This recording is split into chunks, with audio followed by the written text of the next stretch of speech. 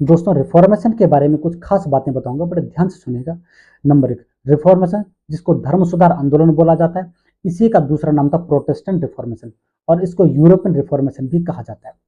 इसकी शुरुआत जो 16वीं सेंचुरी में हुई थी और father of reformation Martin Luther को बोला जाता है, जो कि जर्मनी का एक प्रोफेसर था और एक मॉन्क भी रहा है।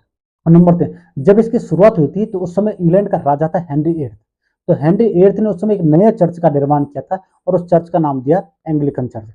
और इसके अगेंस्ट में रोमन कैथोलिक चर्चों के जो पोप थे वो खड़े थे। और इस मूवमेंट की जो शुरुआत हुई थी तो मार्टिन लूथर द्वारा जो चैलेंज किया गया था कैथोलिक चर्चों द्वारा सेल किए गए इंडल्जेंसेस की। इंडल्जेंस जिसको भोगपत्र बोला जाता है या उस समय एक सर्टिफिकेट होता था जो इस बात का प्रमाण देता था कि आप यदि कोई पाप करते हो और उसके बदले आप इंडल्जेंस लेते हो, मन चर्च से आप यदि भोगपत्र लेते हो तो उसके बदले क्या होगा, आपके जो पाप है वो कम हो जाएंगे। और मार्टिन लूथर द्वारा एक थीसिस लिखी गई थी जिस थीसिस का नाम था 95 थीसिस। इस थीसिस को उन्होंने जो है विटनबर्ग चर्च था उसके दरवाजे पे लटकाया था और यहीं से उसका पब्लिकेशन हुआ था। इसी के साथ जो है इस रिफॉर्मेशन की शुरुआत हुई थी और ये पूरे यूरोप में जाके फैला।